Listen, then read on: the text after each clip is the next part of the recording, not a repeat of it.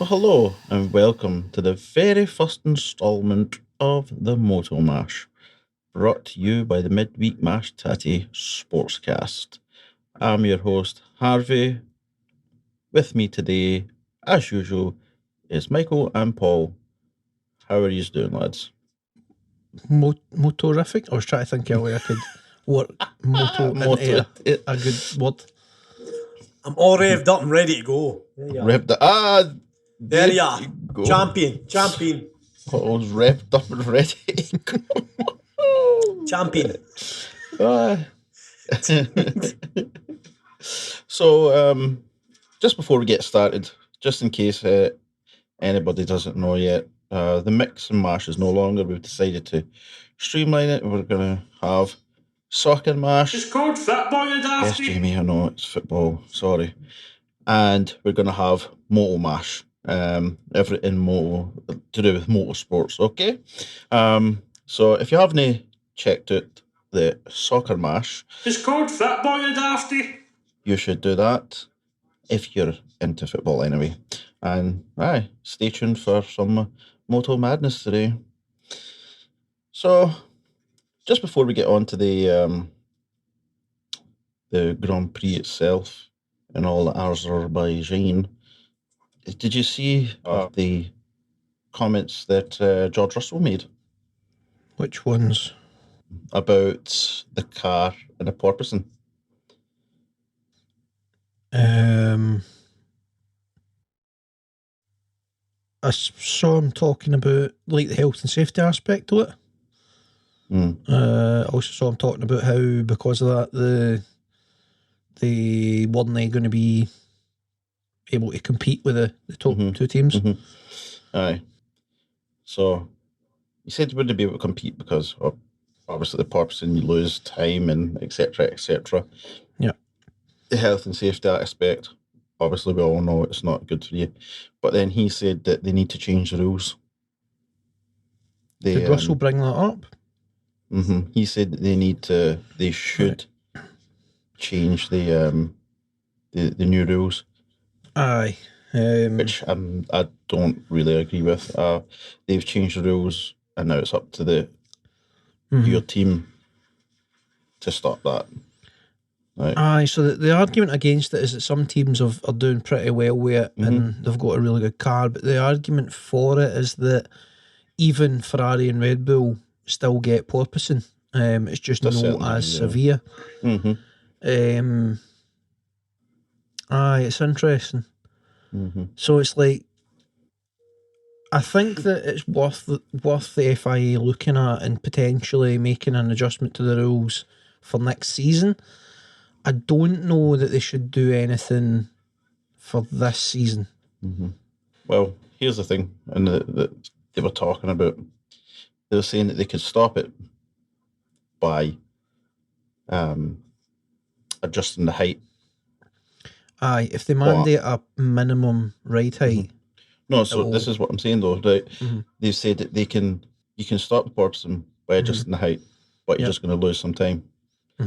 So it can be stopped. So why should they change the rules if it can be stopped by just? Well, that's the counter. Aye.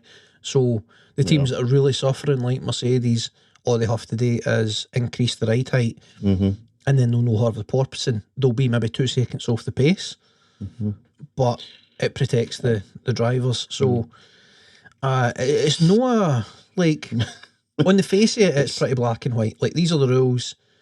You're choosing to set your car up in such a way that it's hurting your drivers, like they're having really sore backs after a race because of the amount of bouncing. But it's not just the bouncing; it's the bottoming out.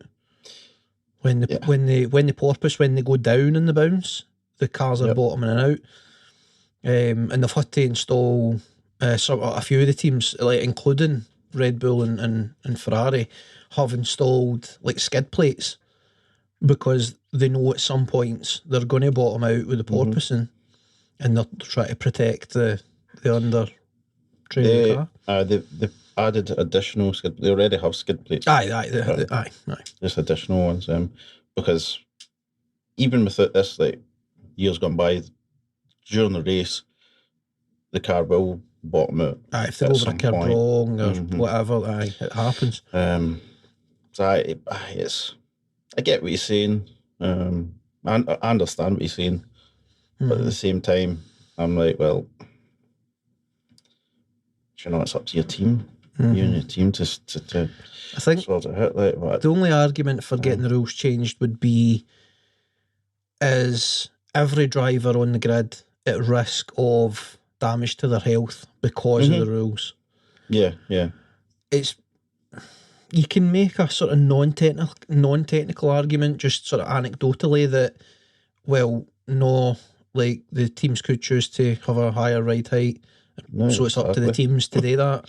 They don't need to change the rules. But then there's the counter argument that, well, of course the teams and even the drivers, because they're so competitive, they're going to do whatever they can to get the fastest car, so they're not going to put the driver's health first, so then the FIA should. So there's arguments on both sides. I don't really know where I fall. It's not an easy discussion. No, it's not. Yeah, you could take you could argue about it for us. Sorry, that's what I meant to say there. That's what it is. I mean, as for Mercedes right now, adding another 2 seconds on. I mean, today wouldn't have made a difference at all. Like, you know, they were so bad. Aye, so effectively Mercedes are running about a second and a half behind the pace on a circuit like that because of that circuit in particular at Baku. It's like kind of 50% tight street circuit corners and then 50% crazy long winding straights. And there's a big emphasis on the top speed and your ability to drive flat out through the big long straights, and that really hurts Mercedes, along with another couple of teams like Haas really suffered there as well, because that's where they're having the worst of the porpoising issues, and their setups in terms of downforce and such just mean that they can't compete in terms of straight up flat out straight line speed. So they were like a second and a half, second and 3/4 behind the pace anyway, because of that. But then there was some sort of complaints that like the surface of the track as well was kind of adding to the porpoising. But I mean, that aside, like if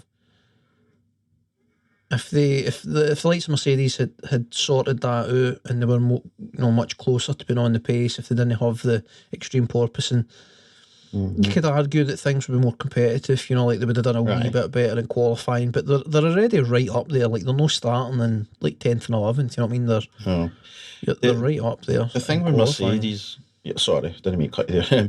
Aye, so in qualifying, the thing with Mercedes is they do well. They're up there with, they're not quite as fast as Red Bull and Ferrari, but they're consistently, well, George Russell anyway, is consistently right behind them. Lewis Hamilton over a couple of races no.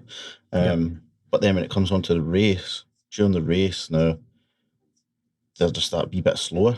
Yeah, so they're struggling to keep up. So I mean, like today they finished 20-something seconds behind. Well, so George Russell, sorry, that's a lie. George Russell finished 45. He was 20. So Russell was 45 seconds behind Max Verstappen, and then Hamilton was 71 seconds behind. So Russell was 20 odd seconds behind Perez. And then Hamilton was a further 20 odd seconds behind Russell. So I mean, part of that's down to the track. Like if you get caught up in the middle of the pack, the front runners are going to run away for you. It's like you can't just look at the finishing times and say that Mercedes and AlphaTauri are that far off the pace. I know, you have to look at the you have to kind of judge each individual track and etc. But the biggest thing with that track is that the best opportunities for overtaking are at the end of the straights. going into the corners from the straights, or well, if you've got the speed and you're close enough, then I guess just along the straight you can just blow past somebody. But that's where, like, obviously Mercedes and some others were really struggling. So it meant that like, for Hamilton anyway, like, so Russell, based off of the qualifying, he was in a position where he could just sort of daisy and thing and just race along. I mean, for a time he was behind Ocon, I think. Yeah, that's right. So he had him to contend with, but for a majority of the race he was just in his own space. Like, even when Perez came out for a pit stop right in front of Russell, like, Russell couldn't touch him. Like, Perez just ran away from him. Aye. And it comes back to the straights and the effect that the way the cars are running. Aye. So when they had come out the pits, well, the commentators at least were saying, "Oh, Russell's in a great position to take Perez here because, Perez is just out in the tyres. They're not up to temperature, whatever."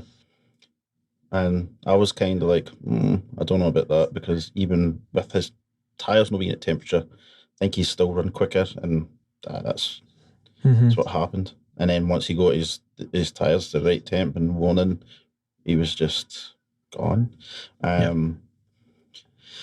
We've kind of accidentally went into the race here, so let's go to the start of the race then, where I was going to say Sainz. Leclerc was on pole, Perez, then Verstappen and Sainz. Yeah, Sainz, Russell, Gasly, Hamilton, Tsunoda, Vettel, and Alonso. That was your top 10. Yep. And then the two McLarens were just outside the top 10, 11th and 12th. Aye. Lights out, and Perez had a great start. This is one of those tracks where sometimes it's more beneficial to start in second than it is first, because it's going into the left, and Perez just uses that to his advantage, just gets alongside Leclerc, and Leclerc can't do anything. He's just boom, gone. If Verstappen had a better start, he could possibly have took Leclerc at the same time.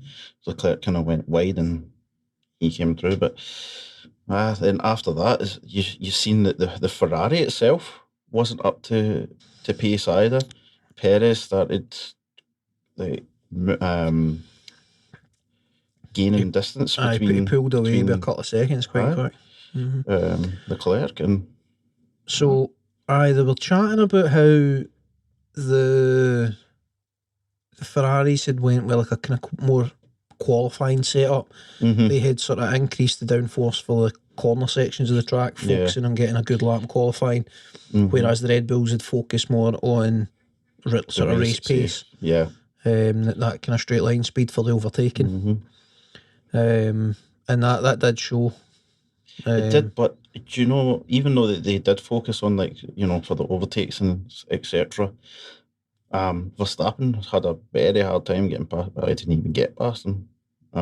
Leclerc, even with DRS, Leclerc, the battery, he was bothered with his battery and being able to reserve energy, so he had that extra bit of juice for the overtakes. He was clipping, is what they so yeah. But the Ferrari's battery unit is one of the only things that are pretty good, is they don't have clipping issues. That's right. Leclerc was able to just keep that just in, pull away from. Well, not pull away from, but that keep Verstappen from overtaking. So, and then yellow flag comes out then, so Sainz off. So probably actually worth going into the Ferrari issues quickly before. Well, I was going to lead into there. So his wasn't actually an engine issue; it was a hydraulic issue. You could hear it on the camera on board, with the mic, and just gone, and that was it. So then Leclerc goes in. Yeah, so they he go pits. virtual safety car. Virtual safety car. Leclerc pits. Actually, there was a bunch of people that pitted. Most of them, did. aye. Ricardo didn't pit. Yep, he stayed out. Verstappen The Red Bull stayed out. The Red Bull stayed out. And who else was it that stayed? It was one of the Haases Ocon. stayed out, I think. Was it Ocon? I think the Haases split the strategy, and I think Ocon stayed. Ocon stayed out. Ocon stayed out. Yeah. And I could see to pit later on. That's how he ended up dropping down. That's right. Gasly didn't pit either. Right. I don't think. I think he pitted later on. Or was it the second time he didn't pit? Next safety car. Anyway, that's high. Most drivers currently on the track pitted with that virtual safety car. But what happened with Red Bull? Their pit crew came out into the pit lane straight away. Yep. So then Ferrari came, and it was the old. Oh, when we're actually pitting, it was the old ruse. Yeah, the dummy. To get Leclerc behind, and then their plan was, because they were already pulling away from him, I'm guessing, was to put some more distance and then the undercut. But didn't quite work like that, because Leclerc was gaining until his demise, the engine trouble. Not entirely sure what happened in the engine, but kicked the bucket. It seems like overheating. I don't know if it's an oil leak or something, but something's overheating. You just seen this black, not black, but the plume of smoke, the white smoke, just coming. You're like, oh man. And then to the pit. K-Mag. Haas, yeah. They've got a Ferrari engine. Yeah, Ferrari engine as well. Issue. And then was it Tsunoda? No. No, Tsunoda. You had Lance Stroll and Zhu. They came in. It was Zhu.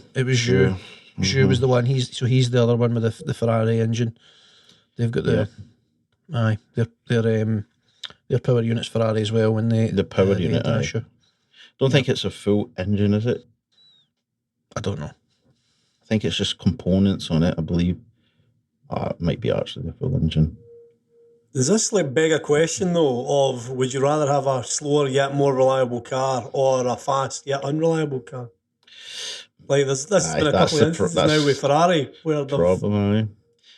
So if they especially for Leclerc, where he's lost from if they can sort it out, then place. They have a formidable car, but they need to make sure that it's reliable. That's the problem. I mean, Red Bull had their issues as well, but for now they look like they're for now, like, because you never know. You know what I mean? You could just have patched up that, and then something else will come along. So as it stands, they look like they've sorted their problems, and they themselves have a formidable car. Mercedes look like they have a nice car. It's just the porpoising issues. Mercedes are an interesting one, because seemingly they're everything apart from aerodynamics are like bang on. Like they have potentially the fastest car, if no, certainly sort of top three. But aerodynamically, they're having an absolute nightmare with the porpoising. It's weird, isn't it? Aye, very strange. I don't know. But so as I was saying there, Paul, maybe I would say if you're not competing for the championship, I would say I would rather have a more reliable engine that I know that's going to get me to the end of the race. Even if I'm picking up slightly less points than I would with a faster engine, at least I'm going to consistently get points rather than miss out points here and there. But at the top, you need that engine that's going to propel you to the top. Like so. Well, I mean, look at Russell, because Russell's no winning races. But you know, I mean, he's his car is consistently getting him to the end of the race, and it's consistently good enough with the setup that he goes with for qualifying, that he can qualify high enough that then the mid pack fight it out while he just wanders along doing his own thing. On us off. He's no longer Mr. Saturday, he's Mr. Reliable now. Mr. Consistency. Consistency. I mean, he's sitting fourth in the championship at the standings right now, with 99 points. 99 points. He hasn't won a race. He's 17 points behind Charles Leclerc. Mm-hmm. He's closer to Leclerc than Leclerc is to Verstappen now. Yeah. Verstappen 150, Perez 129, then Leclerc 116, Russell 99. Sainz is on 83. And honestly, I wouldn't have. At the start of the season, I would have had Max up top, and then I would probably have had Leclerc and Sainz and then Perez, but it hasn't quite worked that way. It's getting interesting. It is. It's getting really threatening interesting. To be very uninteresting, though. We just Red Bull charging away. No yet. It's no yet. Another couple of races, maybe. Then we can start thinking about it. After the summer break, nothing's really changed much, and Verstappen's just extending that lead, then it might get a bit sort of boring, a bit par for the course. But the Red Bull reliability, isn't it? They've no answered that question yet. You know what I mean? Just because they've went a race without any issues doesn't mean they've fixed everything. So that's still a question to be answered. Exactly. The Ferraris, if they can sort of sort out their reliability issues, they're still seemingly the car to beat in qualifying and a very hard car to beat in the race. Yep. So, it's all to play for, I would say, at this point still. Still think there's a championship to be won and lost yet. Aye, certainly. There's enough points there. Like, I mean, even see, I would go as far as saying, if you go down to probably Lando Norris is about the lowest one there that has a chance of coming top three. Everybody Norris and up, depending on how the rest of the season plays out, could end up being top three on the driver standings. Yeah, you're right. It is very close because of how many points there is per race and the frequency of top runners no finishing races. It means that it's actually a lot closer than what it would normally be. Yep. Okay. I mean, obviously, like if for Norris to come and swing that around to finish top three, he would have to have some phenomenal races and other things happen. But it is doable. Aye. You know what I mean? Like the right circumstances arise, he could win the bloody championship. You know what I mean? Yep. So, do you know who had a nice race today? Well, just when you were saying about McLaren, Honey Badger. He had a nice race. He went with the interesting radio communications at the end of the race. Oh, at the very end of the race, yes. Norris been told not to fight to overtake Danny Rick, just to let him have it. I thought this was a bit weird, considering that was made a lot on Drive to Survive, but then shot down as nonsense. Right. The thing is, right, here's the thing. They said, so it's at the end of the race, it's for points. He should be able to, but they were saying they did us a favour earlier on, because each driver has their own like wee crew, essentially, right? Aye, so engineering crew. Aye, the engineering crew. So they said they done us a favour earlier, we're returning the favour now. And Norris was like, well, it's different circumstances. It's the last lap of the race. Points are on the board, which I get. I fully understand that. If it had been earlier on in the race, I would have said, just return the favour. You know, but as being at the end of the race, I think he should have been allowed to go for it at least.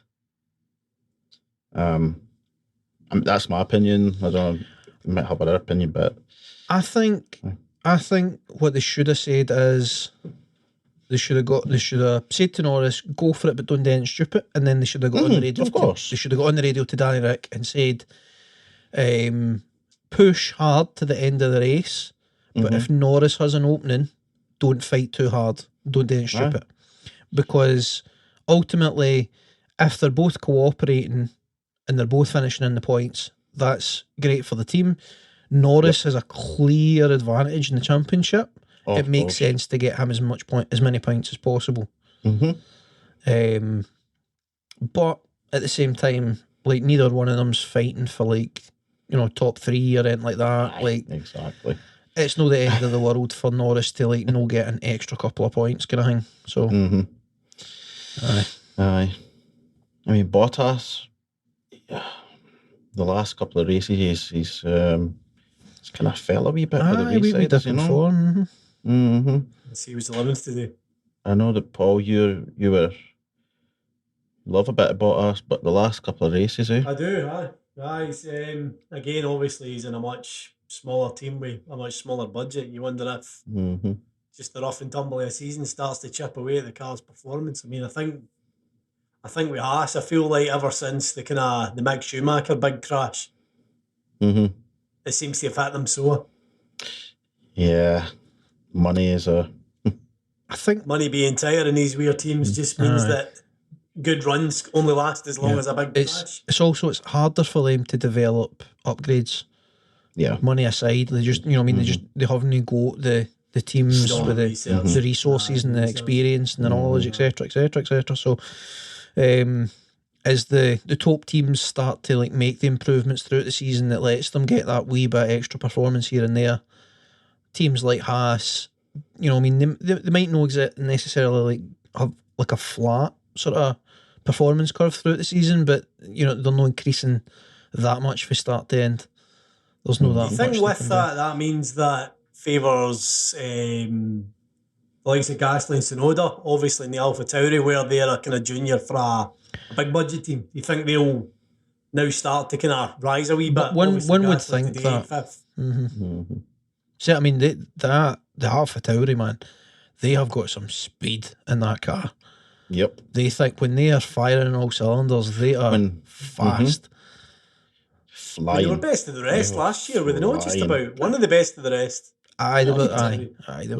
Gasly had some tremendous results last year.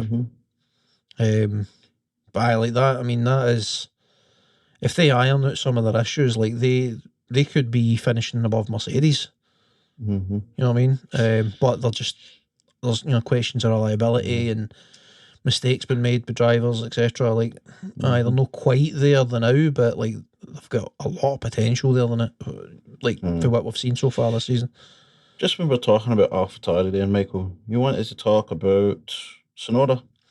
Aye, something I thought was very interesting. So I can't remember what lap it was, but it was it was kind of 3/4 of the way or so through maybe a wee bit further than 3/4 of the way through the race. One half of Tsunoda's wing blew open. The DRS system broke. So he effectively was driving along with like DRS open on one side and closing the other side. And then when he hit the brakes, it managed to sort of correct itself. But this was like straight away flagged by the FIA.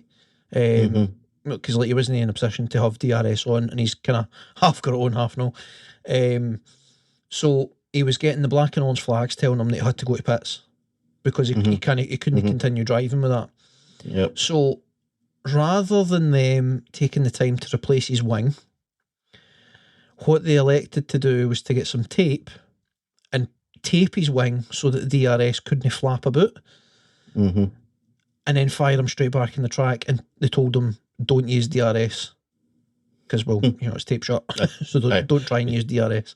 That to me was like, this is Formula One. Why are we putting fucking, regardless of what brand of tape it is, whether it says gaffer tape or duct tape or fucking pound shop tape, why are we taping up a wing? Like, take the extra 5-10 seconds and change it. Like, I didn't understand that at all. It was bananas to me. I think I would like to put a wee bit of light in that and say that this was in fact speed tape, which was applied to the ring, to the wing. However, speed tape is stuff that is used on the International Space Station to patch up non-critical holes. This stuff isn't just normal tape. Right. Okay. This is an aluminium pressure sensitive tape. So it is. Right.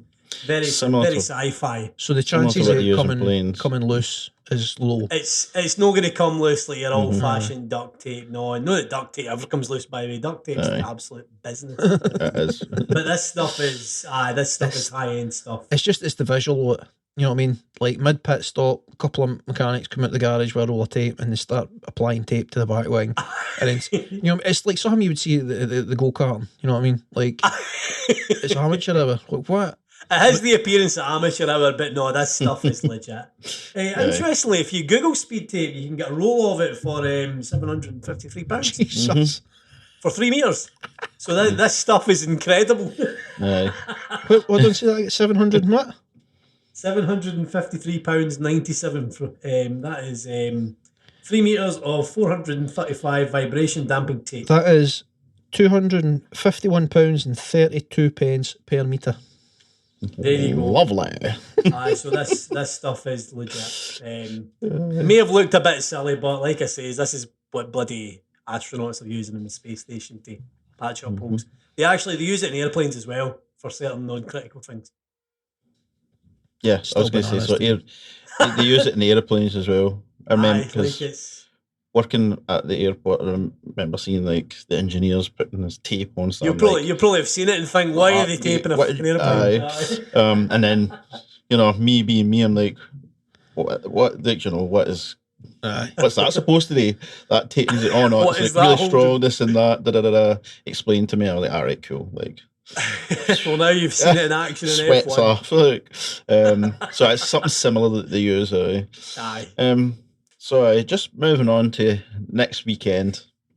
Just before we wrap it up, we are at Canada. Grand Prix in Canada. Oh, Canada. And again, Canada has maybe one, two, three kind of long straights. Not as long as Baku, but if you look at the I was going to say the map. It's effectively one long straight with something in the middle. I don't know if it's is that chicane or is it just a kink? I don't know. So effectively one long straight and then a couple of shorter straights. So potentially that's going to hurt again teams like Mercedes. Yep. There is a lot of cornering though. A lot more cornering than in Azerbaijan. So I think it will depend a lot on DRS zones. Because you only have the 2 DRS zones, right? So the biggest thing for the teams like Mercedes is that they struggle to overtake on the straights when the straights are really long. But if the DRS zones are in kind of more favourable positions, so that they're not getting stuck behind slower cars that are like slower on average across the whole track, then then they can do a bit better. But my first impression looking at that, I'd say that's a Ferrari track, but Red Bull with the right sort of game plan, maybe run away. So, looking at the track there, this suits Ferrari a lot more than it suits Red Bull. So this will be a track that Red Bull will have to go into qualifying, guns blazing, get 1-2, and then use the right strategy, control it to control the race. If Ferrari gets pole position, it's going to be hard for 70 Red Bull. laps. 70 laps. It's a shorter circuit then, I take it. It's shorter. What was I saying? I lost my train of thought there. If Ferrari get out in front, Red Bull will have a task on their hands to get in front of them. They'll definitely have to use strategy then.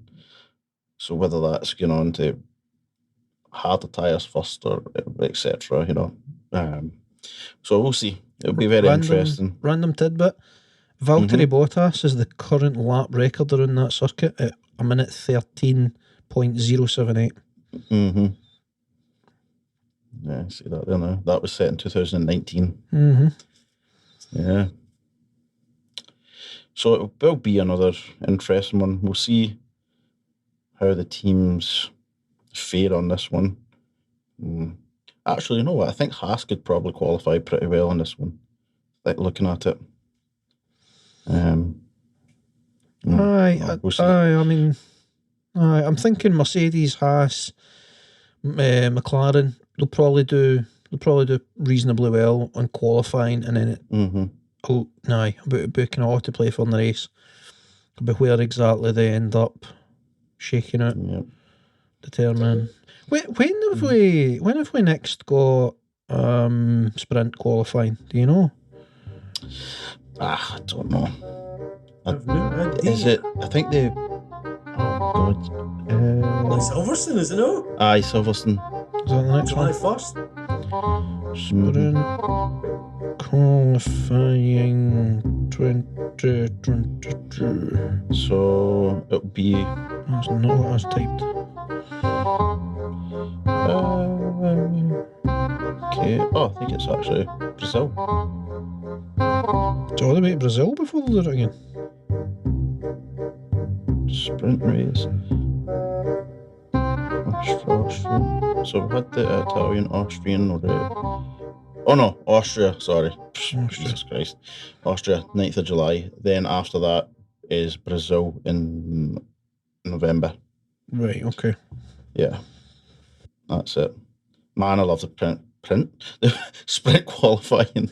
I just think they should just roll it out through. But I understand what some of the teams are saying they need more money. I know I was kind of against it at first, but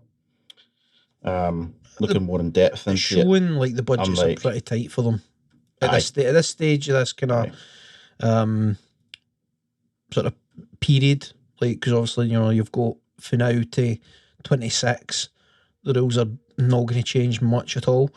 So during at this stage of that, then they're going to be high in their budget because they're trying to make all these improvements. It'll for next season it'll kind of level out a wee bit, but you can see why if they're doing sprint qualifying every race, then there needs to be a slight increase in the budget to account for that. But how much, I don't know. That's I remember for me. I remember talking about it a while ago and on one of our previous podcasts and saying that no, they should it's their budget and they should have to deal with it, etc., etc. But now I'm actually seeing this season the ramifications of the budget. It's already tight, and they need a wee bit extra. But a wee bit extra goes a long way for the fans, by the way. Just putting that out there. If F1 gives them that bit extra that they want, or that they say they need, for us to have sprint qualifying across the board, I say give it to them. I think you'll gain more followers with sprint qualifying as a mainstay. I agree with that. Just before we end, just when we're talking about budget, Williams is the first team to get fined for breaching the cap regulation. I saw that. Aye. 25,000. They didn't put their accounts in quick enough. It's not because they went over any caps. Not because they went over it. They just didn't bloody put their accounts in quick enough. Numpties. Yep. So unlucky for them. So I'm sure we'll see over the years that there'll be more teams that getting fined for it. Aye. It's a tricky one. I don't know. Like, if you can't stay within your budget, you're going to fine them. That's even more money. I don't really. I think if they go over budget, they might penalise the team in the Constructors' Championship or something like that. Aye, that would make more sense. So it would. I don't know. I've not looked at the rules and regs for that sort of stuff, so I don't know. But it is a bit of a juxtaposition to say to somebody, you've spent too much money, so you need to give me more money. Well, on that note, I think we'll love yous and leave yous all. Can't wait for the Grand Prix next week. So I hope you've all enjoyed the first instalment of Moto Mash. We'll have many more to come, and we will be covering different classes of motor racing as time goes on. So stay tuned for some MotoGP stuff and rallycross, etc., etc. I hope you've all enjoyed this week's episode. You can find us on all social media platforms. We do love your feedback, so give us feedback. Tell us what we're doing wrong or what we're doing right, what you would like us to do or cover. We greatly appreciate it. We would greatly appreciate it if you share us with a friend, family member, anybody who loves motorsports and likes podcasts. Please share us. On that note, bye-bye, driver. Bye-bye, driver. Bye, driver. Bye-bye now. Bye-bye.